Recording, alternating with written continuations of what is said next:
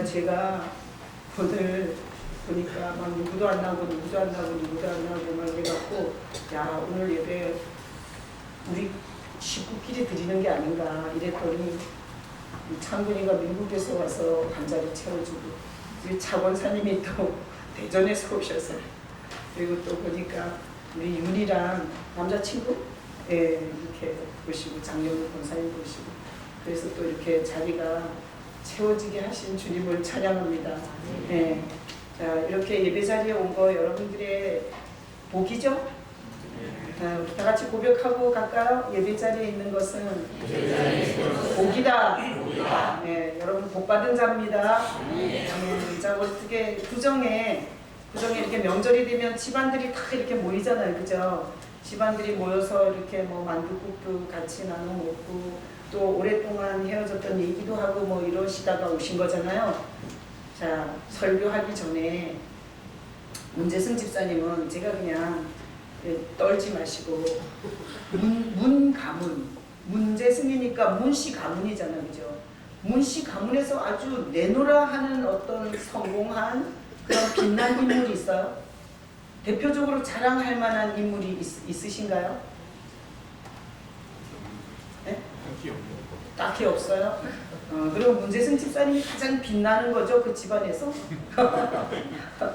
아니, 우리 이렇게 가문을 생각해봐요, 가문을. 내가 오전 예배 때도 이렇게 물어봤는데 다 자기 자신밖에 없더라고요. 우리 정식이는 어떻게 집안에 멋있는 뭐 정치 지도자나 아니면 사상가나 노벨상을 탄 이런 훌륭한 인물이 있었어? 지금 문재인이 있습니다. 문재인? 같은 분이야? 문재인이랑 같은 분이야? 그렇구나. 괜히 물어봤네. 이거 편파적인 정치적 이렇게 이슈를 이렇게 강단해서 말한 게 될까봐. 문재인이가 너네 집안이구나. 자랑스러운 집안이네. 나중에 대통령 되면 한 자리 달라 그래. 자, 그래서 우리가 이렇게 집안을 이렇게 통틀어서 보면 우리 집안에는 뭐 3대 정승이 있었다는 둥, 또 내지는 뭐 우리 집안에는 이런 부자가 있었다는 둥, 뭐 이런 식의 어떤 이렇게 자랑할 만한 프로필을 가진 이런 가문이면 어디 가서 얘기할 때 자랑스럽잖아요, 그죠? 자랑스럽잖아요. 우리 집안에는 문둥이가 10명이었어요. 우리 집안에는 장녀가 7명이었어요. 이러고 싶진 않으신 거죠? 네? 집안을 좀 이렇게 자랑하고 싶으신 거죠? 네, 여러분 생애에 그런 일들이 있으시기를 축복합니다. 네, 그래서 제가 설교하기 전에 이런 얘기를 하는 거예요. 자, 워렌 버핏이라는 사람 있죠? 그 사람은 점심 식사 한 끼를 경매에 붙여요. 이게 언제부터 그렇게 됐나 하면 2000년도부터 그렇게 했어요. 그래서 거기에 경매된 금액을 자선 기부하는 거예요. 자기가 갖는 게 아니라. 근데 워렌 버핏과 점심 한 끼 하는데 경매를 붙였는데 처음에는 그렇게 세지 않았어요, 금액이. 근데 지금은 내가 여기다가 적어놨는데 345만 6,789달러 이런 식의 경매가 돼요. 그러면 이게 한화로 따지면 40억, 50억 됩니다. 한 끼 점심 먹는데.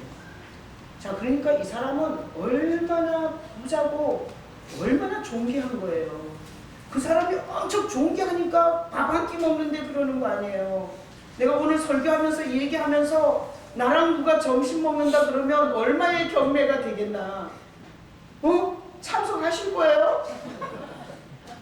다 안 할 것 같아. 10,000원에도 경매가 안 될 것 같아. 창문 하나 불쌍하지. 응? 너가 10,000원이라도 해라. 자, 얼마나 대단한 사람이면 한 끼 밥 먹는데 40억을 투자해서라도 그 사람을 만나고 싶어 했겠냐고요. 그죠? 그러면 그 사람은 투자 전문가예요. 그래서 엄청난 세계 거부예요. 그 사람의 노하우가 있는 거예요. 투자 노하우가. 그러니까 7명까지 데리고 갈 수 있어요. 거기 경매를 받으면. 가서 점심 한 끼 하면서 그 사람의 노하우를 들으려고, 밥 먹으려고 그러겠어요. 그러니까 참 이 시대에 대단한 온기와 영광과 능력을 가진 사람이 워렌 버핏인 것 같아요. 혹시 대통령들이 나랑 식사하는데 경매를 붙여서 그 정도 받을까? 별로 그 정도 못 올 것 같아요. 그래서 사람들은 심리 속에 유명한 사람, 성공한 사람, 그리고 잘 나가는 사람에 대한 사모함이 있어요. 그 사람과 함께 있으면 내가 지위가 높아지고, 그리고 내가 괜찮은 인간인 것 같고, 사실 이런 심리가 있잖아요. 그래서 이제 교회를 해보면 이 교회는 교수가 한 명도 없네? 그래서 나는 교수 많은 교회로 가겠습니다. 이러시는 분들도 있더라고요. 여러분 교수 좀 되셔. 응? 교수가 와서 교수가 없다고 그냥 가는 교회가 됐다니까요. 자, 왜 이런 얘기를 하냐. 우리는 다 잘 나가는 사람하고 함께 있고 싶어요. 여러분 막 귀신 들려서 막 햇소리하고 이런 사람하고 함께 있고 싶어요.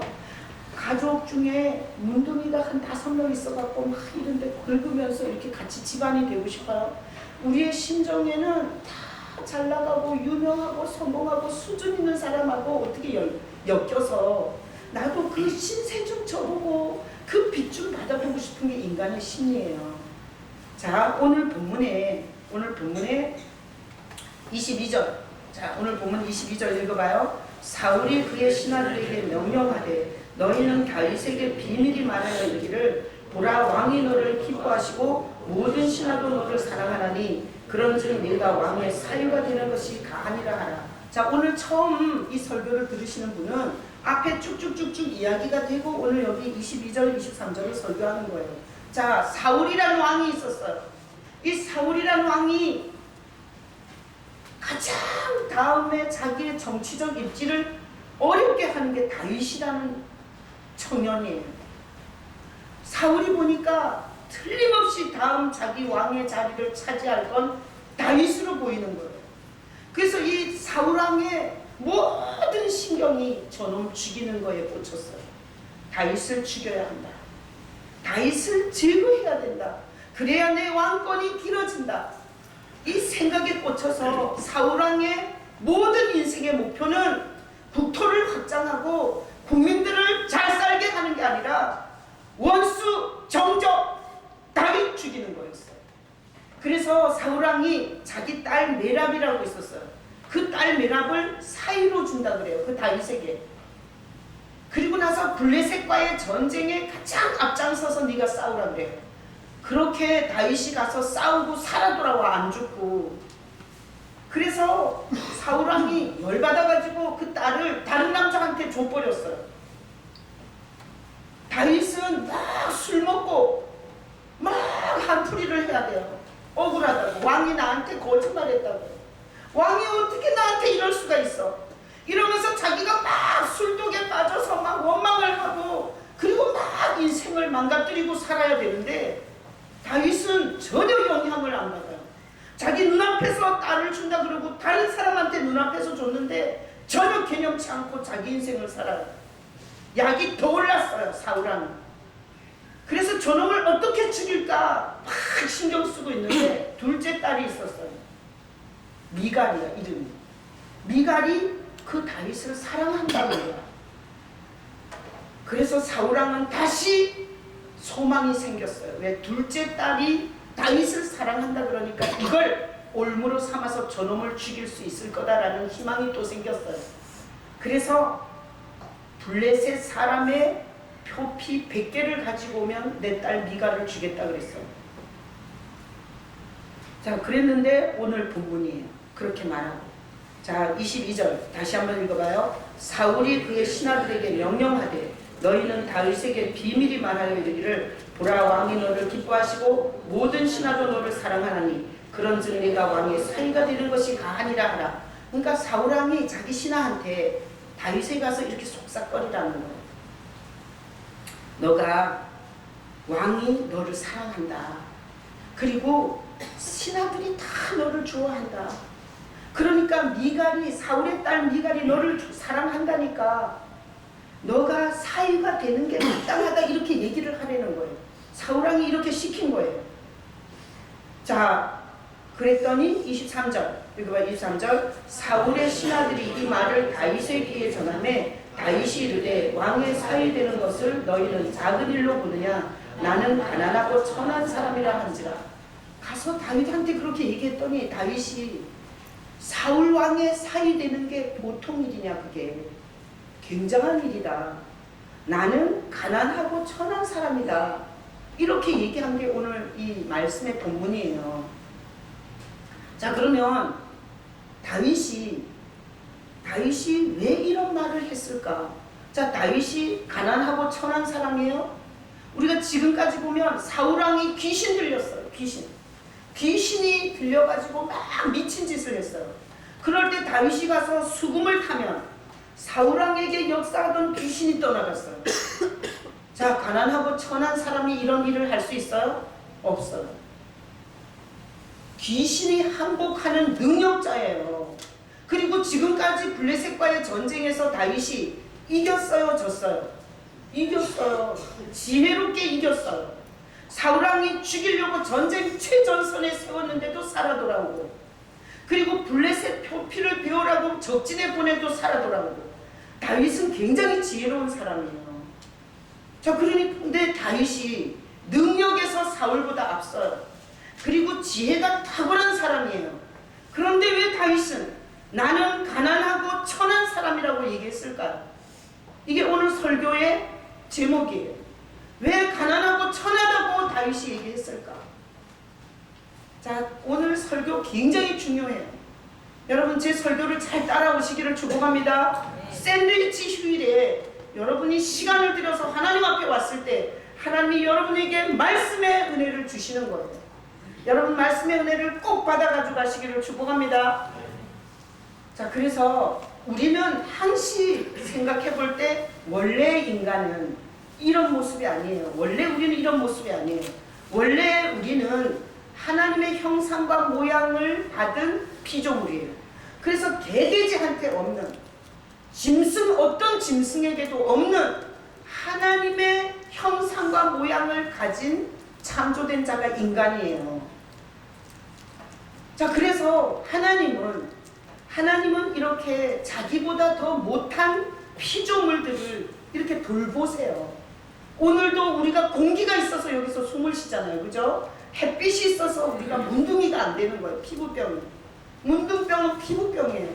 햇빛이 일조량의 어떤 적정 수준에서 떨어지면 우리는 다 문둥이가 되는 거예요.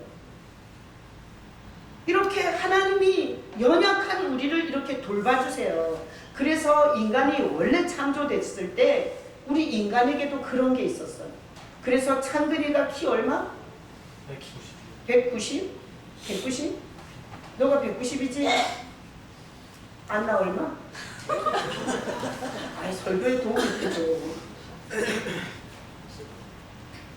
160. 안나 160. 그러면 창근이랑 안나 키 차이 얼마 나는 거예요? 30 나잖아요. 30. 창근이 너 작다고 막 두드려 패면 돼, 안 돼? 근데 너보다 더 작은 애 팬 적이 있어, 없어? 동생이 아주 너무 은혜 받고 있어.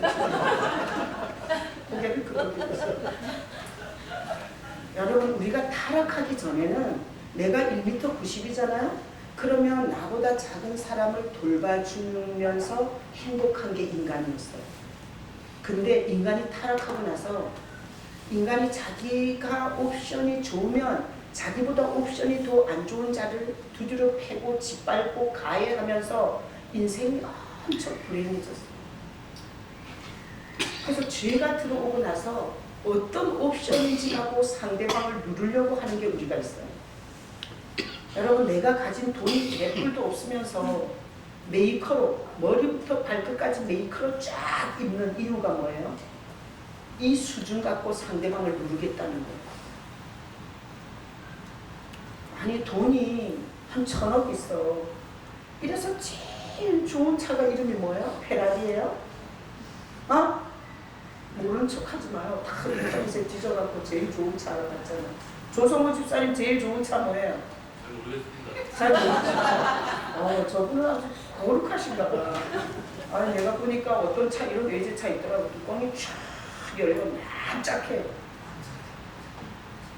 이런 차를 예를 들어서 한 1,000억 있어 재산이. 그래서 그런 거 한 50억짜리 끌고 다니면 괜찮은데 아니 집도 전세고 월세야.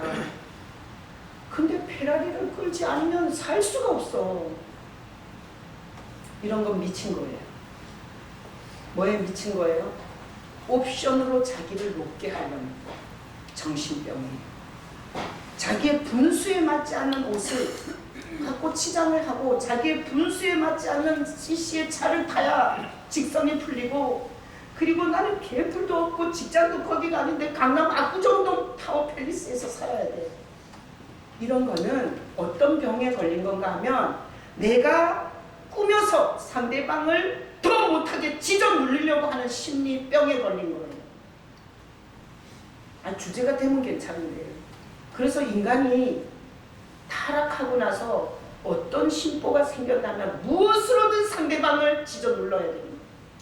그래서 옷으로 찢어 눌리든지 표정으로 찢어 눌리든지 키로 찢어 눌리든지, 아니면 내가 사는 곳으로. 내가 우리 친구들 만나면 야 남아 너 어디 살아? 수원 영통 살아. 그지 같아. 이런 눈으로 보더라. 너는 어디 사는데? 나 강남 살지. 이러면 안 돼. 그러니까 우리는 타락한 아주 전형적인 죄성에는 무엇이든지 내가 뭔가를 옵션을 만들어서 상대방보다 더 낫다라고 해서 그것으로 상대방을 찢어 누르지 않으면 견딜 수 없는 심리가 우리 안에 있다고요.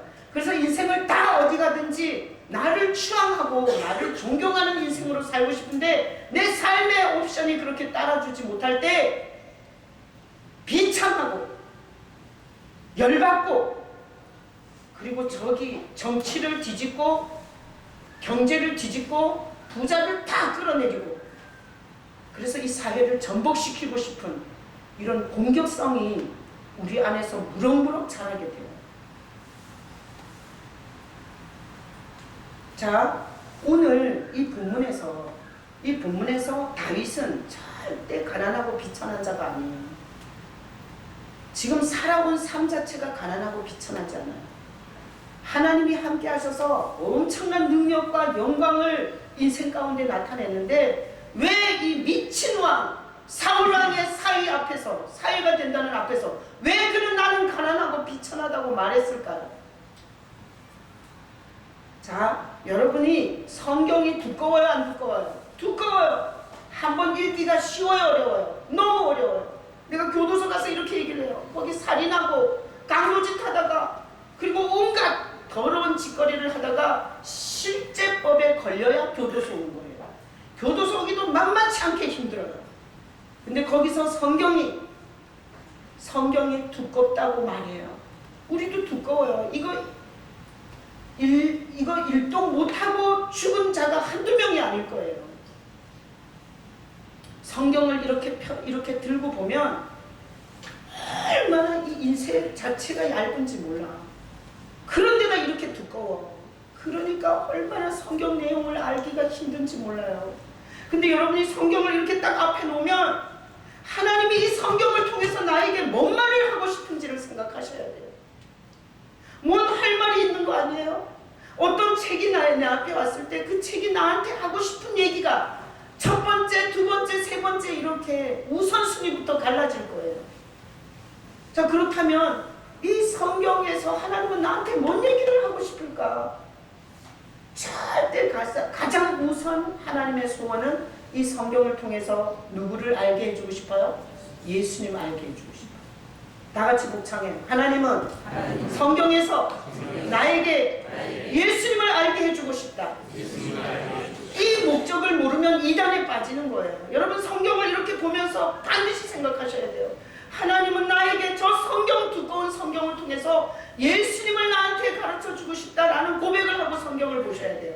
자, 그러면 왜 인간에게 하나님이 예수님에 대해서 말해주고 싶냐? 인간의 운명은 죄가 오염이 됐어요. 죄에 감염이 돼서 하는 짓이 다 흉악한 짓을 많이 해요. 탐욕과 욕심을 숭배하고, 그리고 어떤 기회가 되면 자기 자식도 무참하게 죽일 수도 있고 자기 부모도 죽일 수도 있는 현실의 뉴스를 많이 보잖아요. 이렇게 인간이 취약하게 죄에 빠졌고, 그리고 인간을 어떻게 살아야 되는지, 어떤 게 삶의 길인지 자체를 몰라요. 보고 배운 것 뭔가면 자기 애미애미가 하던 탐욕과 욕심을 따라하는 것 말고는 못해요. 이렇게 병든 인생이 이렇게 죄 가운데 태어나서 흉악한 죄를 짓다가 영원히 죄인들이 가는 지옥으로 가는 운명이에요. 우리가 그런 운명이에요. 여러분, 설에 떡국 많이 드셨죠? 만두 빚어서 드셨고, 그리고 또 고기도 드셨고, LA 갈비도 드셨고, 그리고 오신 거죠? 사람들이 거기에 빠져 있어요. LA 갈비 맛이 있냐 없냐? 만두 속에 김치 들었냐 안 들었냐? 설 세뱃돈 얼마 받았냐? 이런 데 꽂혀서 살지, 자신의 운명에 대해서는 한 번도 고민하지 않고 거기에 대한 질문도 못하는 게 인간의 존재예요. 하나님이 왜 성경을 통해서 예수님을 알게 하고 싶냐? 우리의 이 죄인의 운명에서 건지고 싶은 거예요. 그래서 성경을 주셨어요. 근데 이단 교주들이 이것을 예수님을 소개하는 책으로 보지 않고 이상한 관점으로 보면서 성도들이 교회는 다니지만 전혀 하나님이 원하는 길로 가지 못하는 이상한 귀신 같은 목회를 하게 된 거예요. 여러분, 오늘 이 말씀을 통해서 성경은 누구를 우리에게 얘기해 주고 싶어요? 예수님을 얘기해 주고 싶다는 걸 잊어버리지 마세요. 자, 예수님을 얘기해 주고 싶어요. 왜? 예수 그리스도 안에서 하나님이 구원을 하실 수 있기 때문에 그래요. 자, 그러면 구약이, 지금 오늘 본문은 구약이에요, 신약이에요? 구약 성경이에요. 그래서 이렇게 보니까 누구 얘기예요? 다윗 얘기예요. 다윗이 여자들하고 결혼하려고 그랬다 말아 그랬다 이런 얘기예요. 자, 여기서 예수님의 얘기를 볼 수 있어요, 없어요? 없어요. 근데 계속 생각하셔야 돼요. 구약이고 하나님은 이 성경에서도 예수님을 얘기하고 싶어 하신다. 이렇게 보셔야 돼요. 아셨어요? 자, 그러면 다윗은 가난하지 않아요. 그리고 천한 자가 아니에요. 능력 있고 지혜로운 자예요. 그런데 나는 가난하고 천한 사람이다. 거기다 박스 치세요. 거기다 박스 치시고 거기에다가 형광펜을 긋고 이렇게 그 장을 보면 이게 확 튀어오를 수 있도록 해놓으세요. 그리고 내가 핸드폰으로 예배하는 거 괜찮지만 거기다 줄치고 거기다가 뭘 적을 수가 없잖아요. 뭘 적을 수 있나? 어쨌든 자, 거기다가 표시나게 이따가 나갈 때 성경에서 표시를 했나 안 했나 제가 점검할 거예요. 응? 그래갖고 안 해놓은 사람은 예배 한 번 더 드리게, 예배 한 번 더 드리고 가게 할 거예요. 이랬더니 에스더가 볼펜을 막 잡혀서 예배 더 드릴까. 자, 이 얘기는 나는 가난하고 천한 사람이다. 이것은 예수 그리스도를 찾아내는 비밀 코드와 같아요. 자, 이거는 예수님이 오시기 1000년 전 얘기예요. 다윗의 얘기다. 그런데 성경 전체가 다 예수님에 대한 이야기라고 누가 얘기하냐면 예수님이 직접 얘기했어요. 구약의 선지자들이 다 내게 대해서 얘기했다고 했어요. 그러면 이 얘기 속에는 언젠가는 이 땅에 오시는 메시아는 어떤 모습으로 오는 거예요? 가난한 모습으로 오는 거예요. 가난한 모습으로. 천한 모습으로 오는 거예요. 이게 예수 그리스도를 찾아내는 비밀 코드예요. 여러분, 창세기 1장 1절에 보면 빛이 있으라. 그 빛이 뭐예요? 태양빛이에요? 달빛이에요? 요한복음 1장에 보면 참빛, 각 사람에게 비치는 빛이 있었느니, 빛이 뭐예요? 예수님의 속성, 비치는 속성, 그걸 얘기한 거예요. 자, 노아가 다 떠내려가서 죽었어요. 물에. 근데 노아가 120년 동안 방주를 지었어요. 이것은 구원을 위해서 사람들이 계속해서 그 방주에 탈 수 있도록 하시는 구원의 방주이신 예수 그리스도의 모형이에요. 방주에 올라타는 자는 살았어요. 그러니까 성경 전체가 다 예수님 얘기하는 거예요. 오늘 이 본문에서 언젠가는 우리를 구원할 메시아는 어떤 모습으로? 가난한 모습으로, 천한 모습으로 오는 거예요. 그래서 우리가 성경을 읽어보면 예수님은 인간이에요? 하나님이에요? 하나님이세요. 예수님을 인간으로 보는 건 여호와의 증인이에요. 예수님은 하나님이세요. 성부, 성자, 성령 삼위 하나님 중에 한 분이세요. 그분이 이 세상에 오시는데 크레물린 궁전을 뒤집고 들어갈 수 없었겠어요? 미국에 있는 백악관을 밀어제치고 들어갈 수 없었겠냐고요. 이때 당시에 로마 식민지로 전 유럽이 압제를 당하고 있을 때 로마 황제를 죽여버리고 거기로 들어갈 수는 없었겠냐고요. 하나님은 능치 못함이 없으셨어요. 그런데 예수님이 오시기 1000년 전에 하나님은 언젠가는 하나님이 죄인을 구원하러 오실 때 가난하고 천한 모습으로 올 것이라는 걸 오늘 다윗의 일생을 통해서 거기 기록해 놓으신 거예요. 자, 그러면 왜 예수님은 화려한 옷을 입고 온 세계를 굴복시킬 수 있는 엄청난 영광의 모습으로 오지 못하고 가난하고 천한 모습으로 오셨을까? 예수님이 어마어마한 영광과 권세와 그리고 어마어마한 거룩한 모습으로 왔다면 오늘 우리는 여기 있는 여러분과 저는 예수께 가까이 못 갑니다.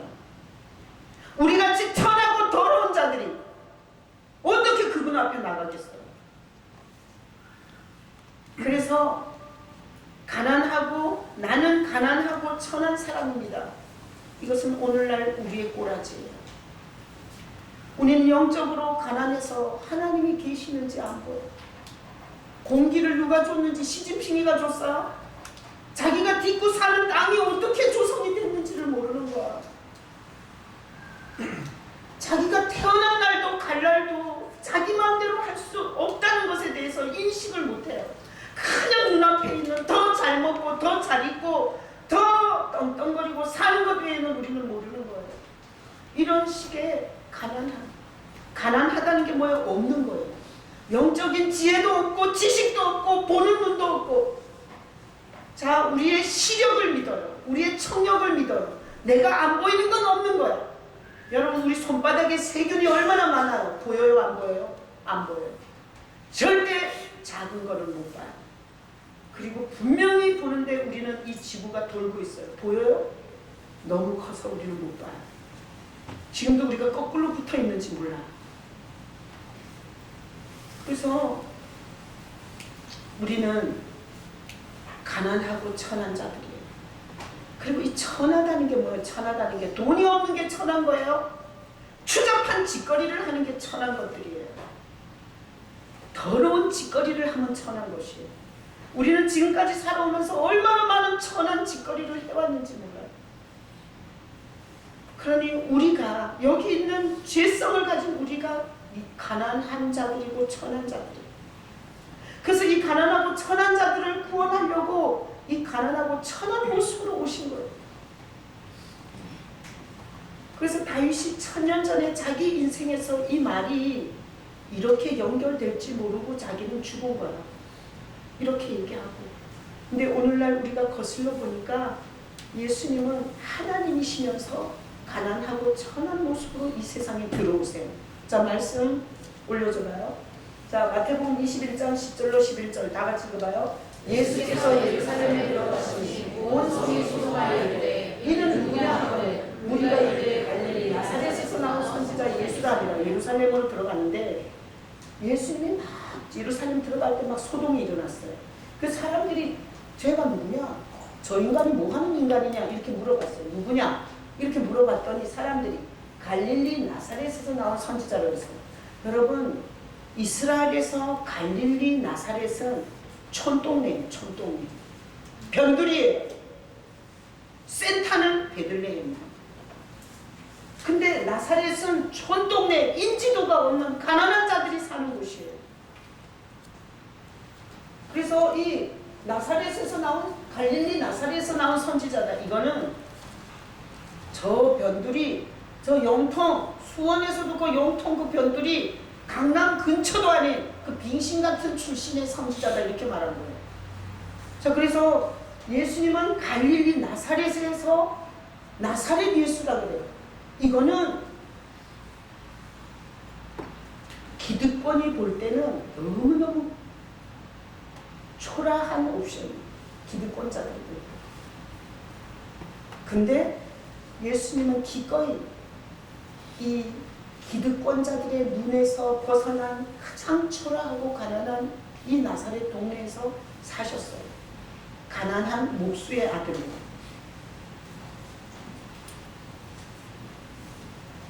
또 말씀 올려줘봐요. 마태복음 21장 5절로 7절 읽어봐요. 시온 딸에게 이르기를 내 왕이 내게 임하나니 그는 겸손하여 나귀 곧 멍에매는 짐승의 새끼를 타도다 하라였느니라.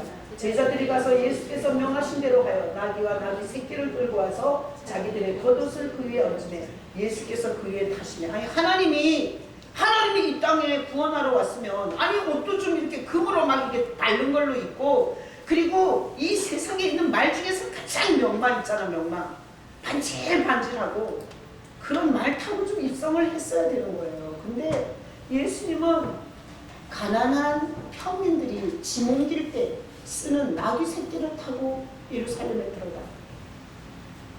그러니까 얼마나 초라하고 별별 일이 없는 모습이었는지 몰라요. 퀴즈. 왜 하나님은 모든 세상의 영광과 다이아몬드와 금과 모든 정치적, 종교적 모든 입지를 다 갖추고 이 땅에 오실 수 있었는데 왜 예수님은 이렇게 가난하고 천한 이런 모습으로 오셨을까요? 예? 한번 생각해 보세요. 이유가 있다 없다? 있다. 왜? 예수님이 가난하고 천한 모습이 아니었다면 우리는 가까이 가지 못해요. 우리가 가난하고 천한 자들이라 주님이 우리 모습으로 낮아지셔서 우리가 예수님께 나아갈 수 있도록 자기를 낮추신 거예요. 자, 예수님이 이 땅에 오셨을 때 자녀가 예수님 앞에 나가서 구원을 받아요. 예수님이 가난하고 천한 모습이 아니었다면 자녀가 감히 나갈 수가 있겠냐고요. 예수님이 이렇게 평범한 가난한 목수의 이런 천한 옷도 메이커가 아니야. 그때 당시에 남루한 옷을 입은 이런 예수가 아니었다면 문둥이들, 귀신 들린 자들, 중풍병자들이 그 광채나는 옷을 입고 종교적인 화려한 치장을 했을 때 어떻게 나갔겠냐고요.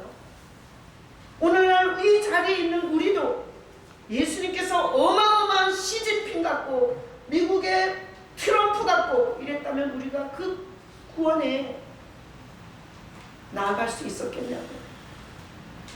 그래서 예수님은 우리가 가난하고 천한 우리를 만나시려고 우리와 같은 모습으로 온다고 오늘 본문에 기록을 한 거예요. 세상 사람은 다 옵션을 봐요. 옷이 좋으냐, 학벌이 좋으냐, 돈이 많냐. 세상 사람은 다 이걸로 사람을 평가해요.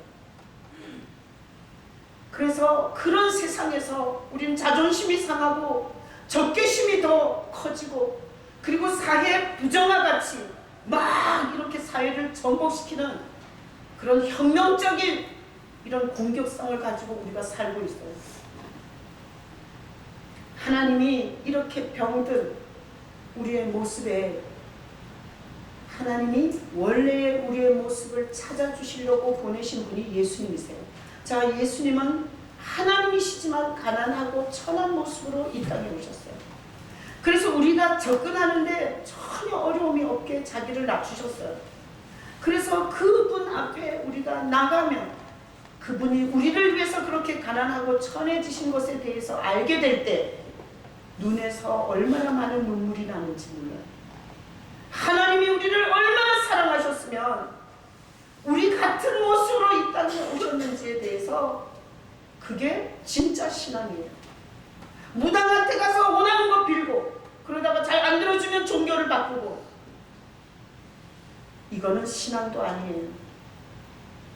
십자가 달린 건물에 와서 하나님이 이 가난하고 천한 자들에게 다가오시기 위해서 자신이 가난하고 천해지신 이 복음의 예수 그리스도의 이 귀한 은혜를 모르는 자가 무슨 예배를, 감사의 예배를 할 수 있으며 자기 컨디션을 내려놓고 예배할 수 있겠어요. 그래서 성도가 뭐냐? 성도는 가난하고 천한 자들이 죄짓다가 왔어요. 그리고 영적으로 다 병들어 있어요. 신앙생활을 수십 년 했지만 하나님이 보이기보다 돈이 더 잘 보여요. 성도들은 다 가난하고 천한 자들입니다.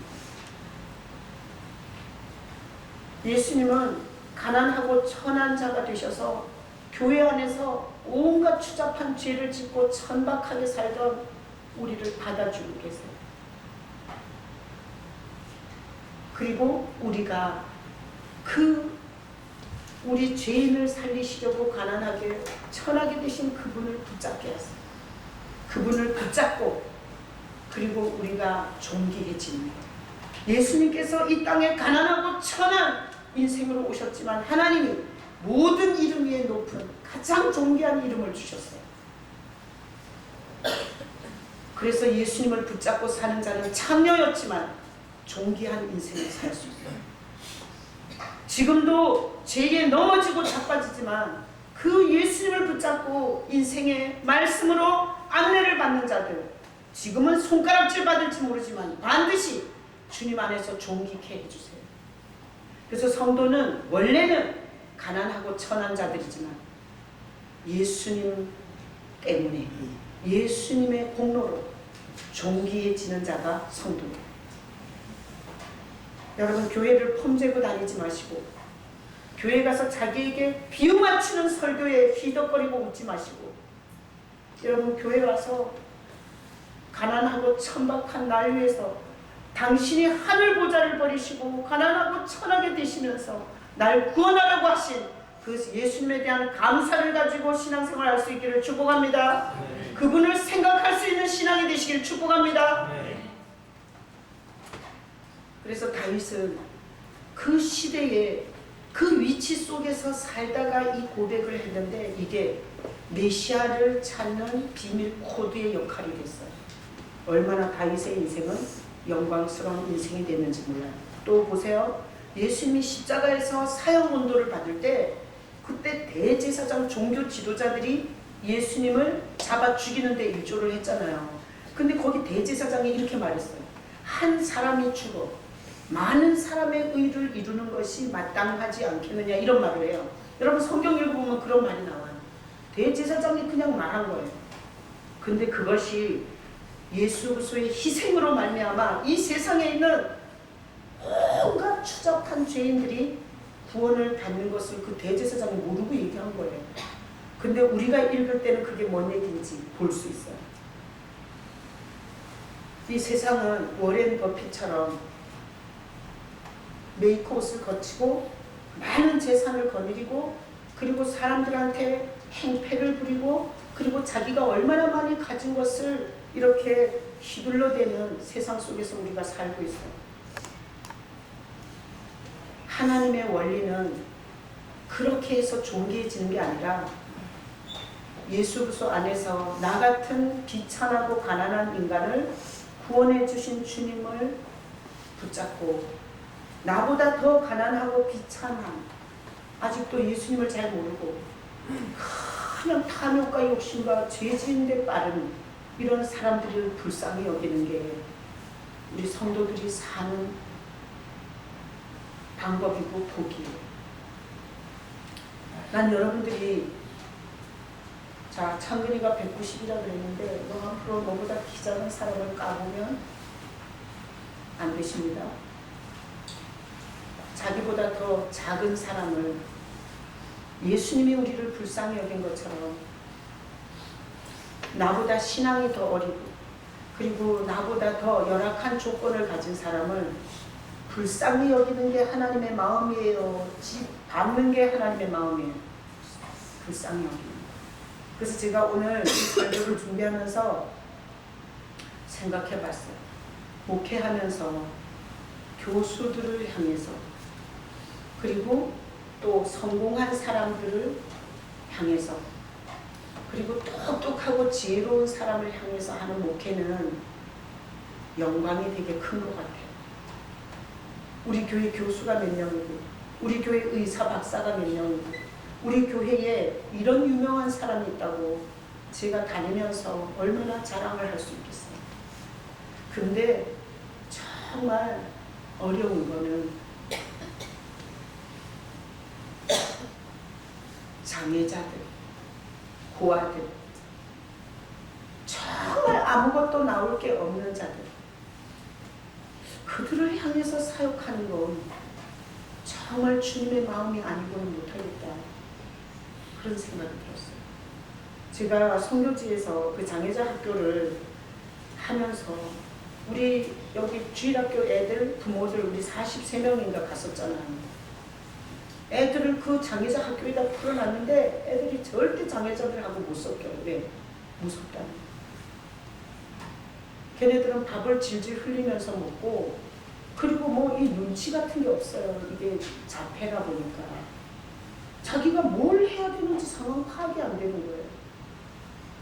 그런 아이들 속에 건강한 우리 애들이 가서 무서워. 같이 이렇게 앉아서 식사 못해요. 그리고 솔직히 거기 등치 엄청 큰 남자였어요. 내가 얘기하면서 걔 얼굴 떠오르네. 걔는 이렇게 손님이 가면 무조건 사무실에 뭐 얘기를 하거나 말거나 막 밀고 들어와요. 왜 그래? 막 이렇게 말도 안 되는 막 소리를 개성을 치며. 그러면 나도 무서워. 근데 내가 그 선교사님이 어느 날 이런 얘기를 하더라고요. 똥오줌도 못 가리고 계속 소리를 지르는 애가 들어왔대요. 계속 개성을 지르는 거예요. 똥오줌도 못 가리고. 근데 그 아이가, 그러니까 애들도 다 싫어하는 거야. 그 애들 아무도, 선생님들도 힘들어하는 거야. 근데 어느 날 그 애가 너무 불쌍하더래요. 그래가지고 그 애 코를 이렇게 닦아줬대요. 코를. 그랬더니 그 애가 코만 흘리면 자기한테 온다고. 코만 흘리면. 그리고 코를 제절 흘려서 또 와가지고 닦아달라고. 근데 그 애 코를 닦으면서 정말 은혜를 받았대요. 주님께서 우리가 삶을 주체하지 못하고 우리도 질질 흘리고 있는 이런 거를 이런 마음으로 닦아주시지 않겠나, 그런 생각을 하면서 그 애 코를 닦으면서 그 애 이름을 부르면서 안개야, 그리고 이렇게 안아줬대요. 저는 다 정상인들을 상대로 이렇게 설교하잖아요. 저는 아주 쉬운 목회를 하는 거예요. 주님의 마음을 가진 자, 주님의 마음을 가진 자들이 아무런 보상도 대가도 없이 사역을 하는 게 아닌가, 그런 생각이 들었어요. 그래서 여러분 앞으로 그렇게 살지 마세요.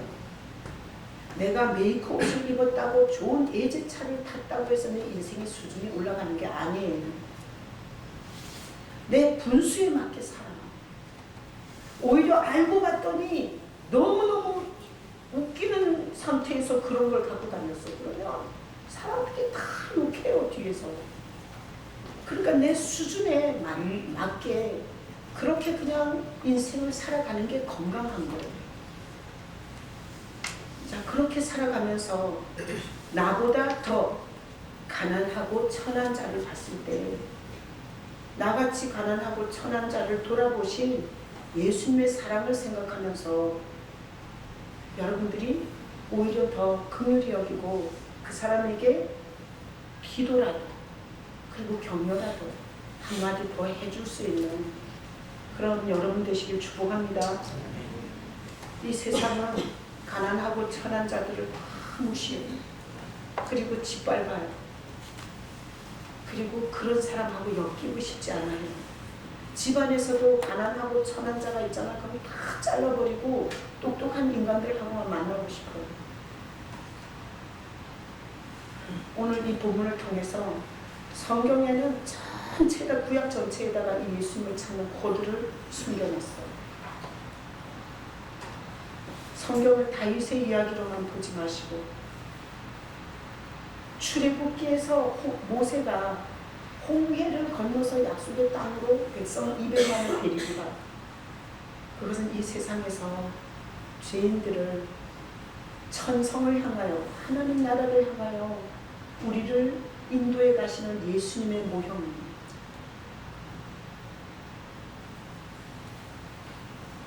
주님이 나를 이렇게 천하고 가난한 나를 불쌍히 여긴 것처럼 예수 그리스도를 붙잡고 사는 우리도 사회는 다 그렇게 돌아간다 할지라도 우리는 사회에 아직까지 예수님을 모르고 죄짓기에 빠르고 그리고 자기 분수를 모르고 치장하는 데 빠르고 그래서 겉모술수를 쓰고 수단과 방법을 가리지 않고 인생을 높아지려고 하는 사람들을 주변에서 보면 은밀하게 주님 앞에 기도해 줄 수 있는 그런 여러분 되시길 축복합니다. 제가 부정에 우리 형제가 8이에요. 부정에 다 못 왔어요. 이제 막내 동생 와가지고 2가정만 만났어요. 근데 내가 새벽에 말씀 전하고 그렇게 부정 이제 내려가려고 하는데 하나님이 올해는 그렇게 2가정이 예배하나 보다. 그러고 갔어요. 가서 이제 주일날 아침에 부정 아침에 제가 그날 본문이 누가복음 본문이었어요. 누가복음 본문으로 부정 예배표를 만들어 드렸잖아요. 그걸로 하신 분도 있고 안 하신 분도 있겠지만 이제 찬양을 드리고 그리고 말씀을 거기 예수님이 이 땅에 오셨을 때 예수님을 키워낸 마리아와 요셉이 12년을 예수를 키웠어요. 12년을 키워갖고 6월절을 하러 성전으로 갔는데 그리고 나서 6월절을 지키고 그냥 동행 중에 있는 줄 알고 고향으로 내려갔어요. 근데 한참을 가다 보니까 예수가 없는 거예요. 그래서 자기 온 길을 거슬러 가서 성전에서 예수님이 랍비들하고 얘기하고 있는 거를 만나게 돼요. 그래서 어떻게 아들아 너가 우리한테 이럴 수가 있냐 이렇게 말했어요. 그랬더니 예수님 아버지 집에 내가 있어야 할 줄 알지 못하셨나이까 이런 말이 본문이었어요. 근데 그 본문에 우리도 주여 그러나 예수님이 왕이에요 이렇게 고백하고 그렇게 예수님과 동행하는 것 같은데 나도 모르게 예수님이 없이 내 감정과 내 기분과 내 가치관을 가지고 아주 먼 길을 갈 수 있어요. 증세가 있어요. 예수님 없이 그렇게 먼 길을 간 사람의 증세, 나를 섭섭하게 한 사람에 대해서 용서가 잘 안 됩니다. 그리고 예배가 잘 안 돼요. 기도도 안 되고요. 감사는 하나도 없고 나한테 해준 것이 없는 하나님에 대한 원망이 커요. 반드시 감기에 걸리면 증세가 있는 것처럼 예수님을 잃어버린 자에게는 반드시 증세가 나오게 돼 있어요. 용서가 잘 안 되고 마음이 너그럽게 받아지지가 않아요. 꼬집꼬집 캐물어갖고 네가 잘났니 내가 잘났니 따져봐야 되는 거예요. 이것은 본인이 예수가 있는 줄로 착각하고 혼자 가는 인생의 모습이에요. 전형적인 모습이에요. 거기에서 그렇게 예수를 잃어버리고 먼 길을 간 마리아와 요셉이 어디로 가서 예수를 만나요? 성전에 가서. 그래서 나는 지금까지 목회 30년 하면서 시험 들어갖고 집 이불 속에서 시험을 이겼다는 사람 찾아본 적이 없어요. 신앙의 시험이 왔을 때 반드시 성전에서 예수님을 다시 만나죠. 왜? 성전은 말씀의 선포가 있고 성전은 내가 집에서 만나는 예수보다 훨씬 더 장작의 불이 더 강해요. 성령의 임재가 더 강해요. 하나님께서 은혜와 같이 여기서 역사하세요. 건물이 아니에요. 하나님께서 예배 받으시는 곳이에요. 하나님께서 경배와 찬양과 존귀를 받으시는 곳이에요. 그래서 나는 집에서 막 썰 풀다가 성전에 와서 해결받고 가는 사람은 봤지만, 집에서 혼자서 이불 쓰고 누웠다가 신앙의 시험을 해결했다는 사람은 지금까지 한 명도 본 적이 없어요. 그래서 우리가 같이 얘기했어요. 앞으로 구정 1월 1일에 우리가 신앙의 시험이 들면 반드시 성전에 돌아가자. 성전에 가서 신앙을 회복하자. 잃어버린 예수를 다시 만나자. 그렇게 나눴어요. 그리고 같이 기도했어요. 그리고 나서 감사한 거 나누고, 그 다음에 기도 제목 나누고. 근데 제가 인상 깊었던 게 막내 동생이랑 막내 동생 부인 현아가 작년에 그 암송하는 방에서 말씀 암송했고, 그리고 성경 통독하는 방에서 성경을 일독했는데 정말 예수님과 깊이 만나진 것 같다라고 얘기를 하더라고요. 그래서 제가 깨달았어요. 말씀과 멀어진 인생이 예수님과 가까워질 수는 없다는 거예요. 그래서 나는 여러분들이 혼자서 성경 읽기가 안 되시는 분은 여기 지금 하루에 4장 읽는 통독방이 있어요. 거기 초대 받으셔갖고 이게 그냥 같이 읽으면서 읽어줘요. 근데 그렇게 작년에 일독한 게 예수님과 가까워졌대요. 이렇게 맹목적인 예배, 그리고 이런 자리에서 예수님이 가까워지는 게 아니라 개인적으로 말씀과 접촉하면서 가까워지는 거였구나. 제가 아주 중요한 팁을 얻었어요. 여러분, 오늘 예수님은 우리처럼 가난하고 천한 것들을 위해서 주님이 가난해지시고 천해지셨어요. 그분이 그렇게 오시지 않았다면 우리 같은 거지 같은 것들은 하나님 나라에 갈 수가 없어요. 여러분, 일생 동안 나 때문에 가난하고 천해지신 예수님을 생각하면서 여러분들이 주님의 교회에서 설거지를 하든 청소를 하든 그리고 어떤 봉사를 하든 그것은 주님을 향한 고백이에요. 제가 목회하면서 가장 마음에 조심되는 게 뭔 줄 알아요? 혹시 나보고 하는 사람이 있을까? 그럴 사람도 없겠지만 나보고 혹시 하는 사람이 있을까 봐 너무너무 걱정돼요. 우리같이 천한 것, 순추잡한 짓만 하고 내놓을 만한, 하나님 앞에 내놓을 것이 없는 이런 추잡한 인간들을 사랑하시고 구원하신 그 주님을 생각하면서 여러분의 봉사할 때 그 봉사가 보석같이 빛날 거예요. 여러분의 영혼을 기름지게 할 거예요. 온갖 좋은 것에는 다 쓰면서 주님 앞에 1,000원짜리 헌금 하나 못 드리는 게, 그게 어떻게 예수께 구원받은 사람이겠어요? 나는 항시 이런 고백을 해요. 나같이 천하고 천박한 이 죄인을 구원하신 주님께서 하나님의 나라에서 써주는 게 그렇게 감사할 수가 없어요. 써주십니다. 오늘 성가대 찬양했지만 성가대들은 찬양 그렇게 하셔야 돼요. 이 가난하고 천한 인생을 주님을 찬양하는 데 써주셔서 감사합니다 이렇게 하셔야 돼요. 반주자들은 내 이 반주의 이 기술을 하나님의 예배를 위해서 쓸 수 있게 해주신 거 감사하셔야 돼요. 여러분, 식당에서 오늘도 육개장 끓여서 주신대요. 자, 육개장 끓이면서 고백하셔야 돼요. 나 같은 인생이 주님의 교회에서 성도들의 밥을 먹일 수 있는 이런 자리에 써주시는 주님께 감사하셔야 돼요. 여러분, 오늘 구정 예배를 통해서 주님이 가난하고 천하게 되셨어요. 우리 앞으로 살아가면서 가난의 반대는 부요예요. 천한 것의 반대는 존귀예요. 자, 우리가 가난하고 천한 우리의 모습을 고백할 때 예수님은 우리의 인생을 버려두지 아니하시고 우리의 인생이 워렌 버핏보다 돈으로가 아니라 어떤 모습으로든 더 존귀하게 그리고 더 부요한 자로 주님께서 우리를 세워주실 겁니다. 여러분에게 주님의 임재와 예수 그리스도의 은혜가 여러분 안에 임하시기를 예수님의 이름으로 축복합니다. 아멘. 자, 성찬. 자, 성찬 이 떡은